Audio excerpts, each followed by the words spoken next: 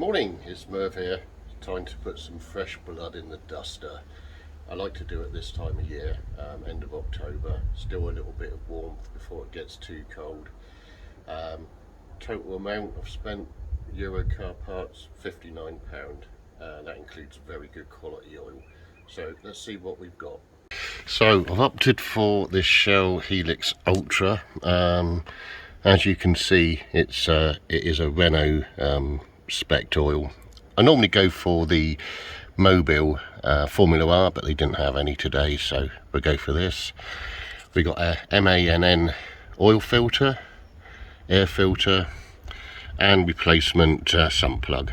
A lot of people don't do it because the duster has it's a rubber seal around the washer. They're never going to last forever, and for the sake of £2.99, then, well, you know, it's a no-brainer. No specialist tools. What you will need is an 8mm square sump plug socket.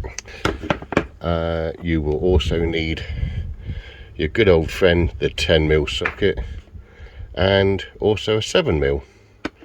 And that will be the extent of the tools, unless you have a problem removing your oil filter, which should only be on hand tight, but many garages tend to do them well over the top. Okay, so let's get cracking. Oh, sorry, forgot to mention one more tool, T25 Torx as well. Okay, so a sip of coffee, now we're getting cracking. Okay, so the trickiest bit about this is going to be trying to film and do this at the same time. Now, some people I've known actually take their wonderful sump guards off to do it. I never do. You literally do get a little bit of oil catch around the opening that you can wipe off, so it's a waste of time. But there's the hole where you find your plug, and there is the plug just there. So you don't need to jack the car up. You can just, from the front of it, you can get your socket up and do it by feel. Now, the only thing I would say about not copying me is please wear gloves when you do this. It's my responsibility. I should be wearing gloves, but I'm not, because I've run out, and I'll be honest with you, I can't be bothered to get any more. But please wear gloves. Oil is very bad for the skin. The other thing I will say is it's best to have the oil warm, not hot. The car was run about 3/4 of an hour ago. You can see that this sump plug was not tight. You do not need to do these up tight at all. So all I've done is just crack it a little bit, and I'll be back when I remove it from the socket. Okay, as you can see, I've got a oil tray here with the lip on it. In the past I've used an old disused washing up bowl. You can use anything you want, as long as you catch all the oil and stop it going over the ground. Got to be on level ground as well, and level ground so you can actually drain it properly. So there comes about 10,000 miles worth of old engine oil, and now we'll go to the top. So while we're letting the oil drain out, first of all, take the dipstick out, give it a wipe.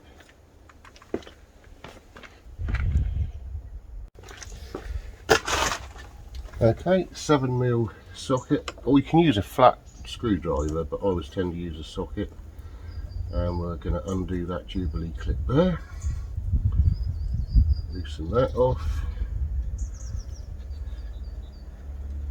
Don't take it all the way, leave it thread on there. And then we're going to unclip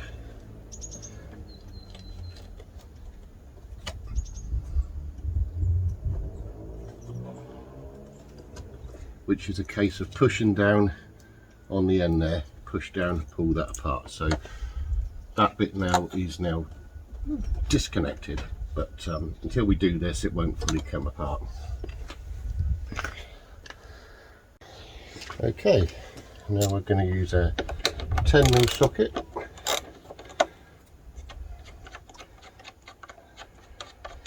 Just remove this.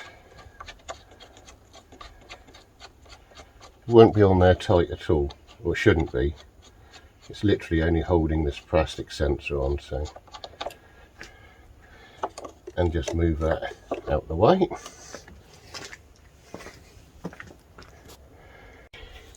And then this plug to the airbox, and this literally, there's no Jubilee clips. It's just a case of, well, you need two hands, but I'll just show you, but you do need two hands to pull it apart and disconnect it from this box. Okay, with everything disconnected apart from this bit, now is the time to put up the airbox.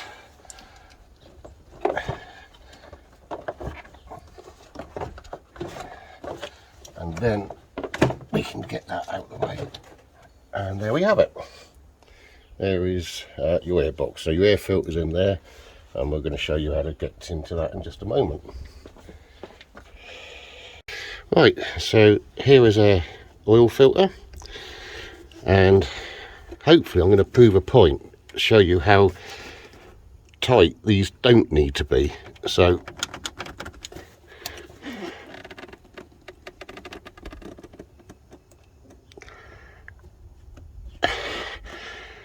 one-handed, not particularly strong anymore, but you really don't need to have these any tighter than hand tight. Now, when you take this off, there is going to be some oil that's going to drip down onto the bottom there. It shouldn't be a lot because it's been draining for a little while now. But there is a potential for a mess. If you're a bit precious, you can put a bit of rag down the bottom there. It's probably why some people do take the sump guard off, but a bit of oil is bloody good rust prevention.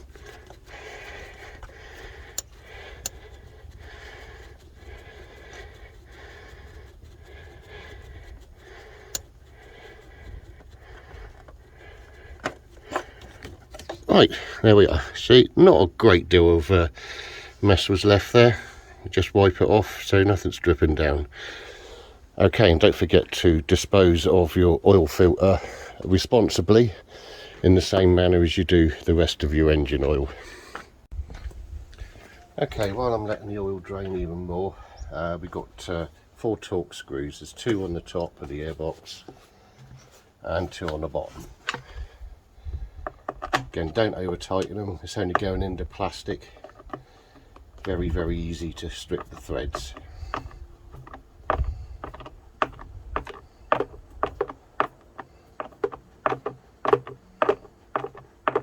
That's T25, the Torx adapter you need.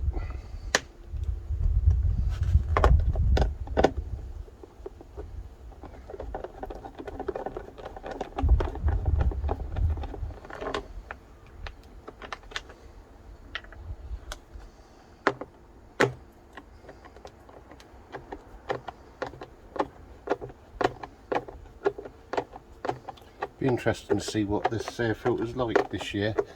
Haven't been doing so much green laning because of obviously the pandemic and various other things. You know what it's like. Been a funny year, so I don't expect it to have the usual level of dirt and leaves and such like in there, but be interesting to see.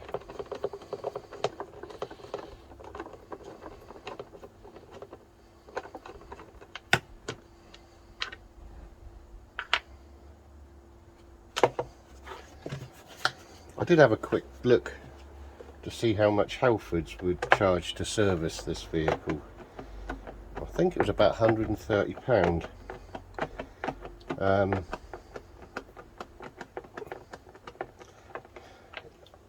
Trouble is, I don't always trust the oil that a garage would use. They tend to use just a generic oil, and then there's hidden charges like disposal, environmental disposal.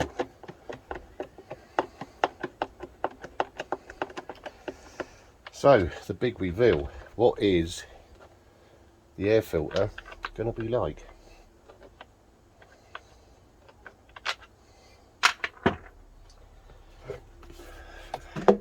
Dun dun dun! Now, as I suspected, it doesn't look too bad. There we are. Yeah, it's dirty, but there's not the usual levels of, you know, there's a bit of seed and grass pollen in there, but it's not the usual levels that I tend to have in there. I tend to have all leaves and that caked in there, but it's still done its time and it still needs replacing. Bottom of the filter trays looks good. Don't know if you've noticed they have a little drain hole in there. It's just rubber, so if water did get in there, it just allows it to drain out.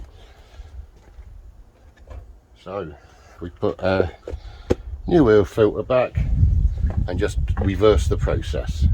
So I'll come back to you in a minute. Something that I did learn, and Euro car parts aren't always the best on their website for information, but you can see my old oil filter, it's quite a bit taller than the new one. And the reason is this one is specifically done for the stop-start technology, so it needs a bigger filter. So I've stepped back down and gone to the usual size one. Won't make any difference, but just worth a note. And there you can actually see, instead of the euro numbers, is the actual man numbers. So you can probably buy them online even cheaper. Now I expect many of you know, when you put a new oil filter on, it's always best to put a smear of the old oil on the sealing ring. This is just to help it seal against the metal face and prevent any leaks. So you don't need a lot, just basically just make sure that that ring is totally covered before screwing it on. So here we go, screw the new oil filter back on. And I don't honestly think you need any specialist tools for this. Some people will show you socket adapters and that, and I'm going to use two hands in a minute just to hand tighten that up, and then that's all it needs. Right, okay, so we've just screwed the new sump bolt back on. There is the disgusting year's worth of diesel oil that we're going to be disposing of down the local waste transfer centre. And now we are going to reassemble the airbox on there, and then we can top up with the new fresh oil.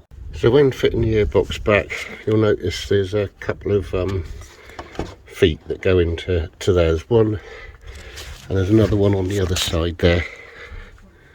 So just make sure it's not focusing there. That can't focus, but just make sure that they're in first.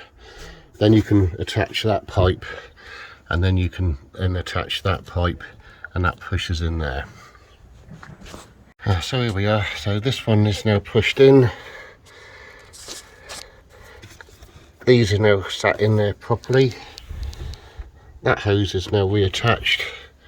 That hose is now reattached. So we need to screw that up, plug the plug back in, which is there, and then bolt that back onto there. And I said bolt that back onto there, and then that's done.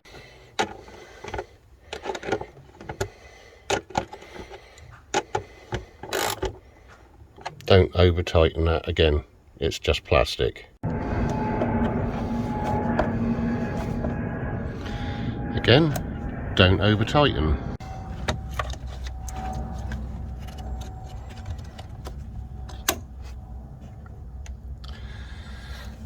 And that is it. So just now time to add the blood. I'll probably just give this a little clean out, but oil straight down in there. So shell don't give you a nice little spout like some of the others do. So my aim's not too bad. From memory, I think it's about 4.5 litres these engines take, but I'm going to put about 4 in and just make sure everything is tight and where it should be again. So this one is a fully synthetic oil. I honestly don't know if semi-synthetic or fully synthetic makes a great deal of difference, but all I do know, I always think it's worth spending the extra on a good quality branded oil. I hope this engine's going to last me a good few years yet. We're coming up to 90,000 miles and the engine pulls like a train. It's beginning to burn a little bit of oil now, only a little bit, but it's worked hard. So we'll come back in a minute once we've done our levels.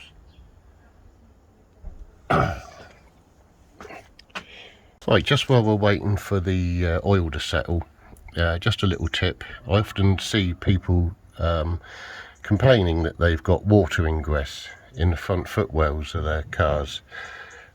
One of the places, apart from the doors, that this can happen is when the drain holes at the bottom of these scuttles get clogged, and then the water builds up and then back into the cabin.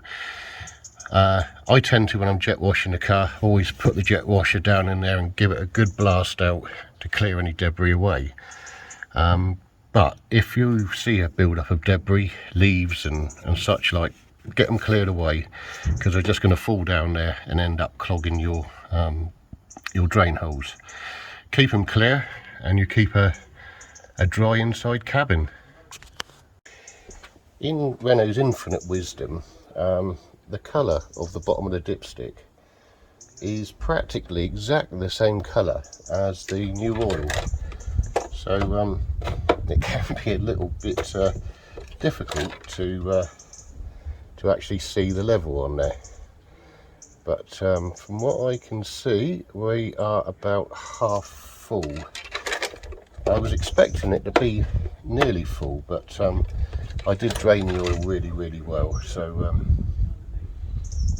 we're going to leave it to settle just for a little bit longer to take a final one and then top up, get the engine running, get it pumping through the new oil filter, and then do it again. So we're going to give her a little run, get the oil pumping around the engine in the new oil filter for a couple of minutes, let it settle, and then take our final levels. So there we have it, just a little under £60, a good service done on the car. It doesn't need a great deal of expertise. I am not a mechanic, but these cars are very easy to work on. One little thing I will say is I did say a couple of times about the oil filter being hand tight, and I know that we're all different and we all have different strengths, so perhaps it may be an idea, if you are doing this and you don't feel confident, to get somebody that perhaps has done this before, just to check the tightness of your oil filter. Last thing I want is for you to go along and the oil filter start leaking because it's not quite tight enough. But the point I was trying to make is they don't need to be over tightened, very much like the sump guard. Well, I hope this has been of interest to you, and hopefully will give you, some of you, the confidence to be able to service your car yourself, because I feel like this phase one, we're getting 7.5, 8 years old. You perhaps don't want to pay main dealer prices for servicing, and as long as you've got a few basic tools and you've got a means of disposing of your oil at a local refuse centre, then you could do it for about £60. And like I say, you can then use a good quality oil, because once these engines start getting a bit older, you want to start looking after them and treating them well. And like I say, you've got the satisfaction that you've done it yourself, without the worry of, did the garage actually do it? Did they actually do the air filter? Because I know a lot of them just do a oil filter and oil change and don't even bother about the air filter. I've seen it quite a few times. Like I say, I'm not a mechanic. Please, if you feel that I've done something wrong, you can please comment. But I've kept this car on the road for nearly 8 years doing it this way, and she's running as sweet as a dream. So good luck, Duster owners, and catch up with you soon.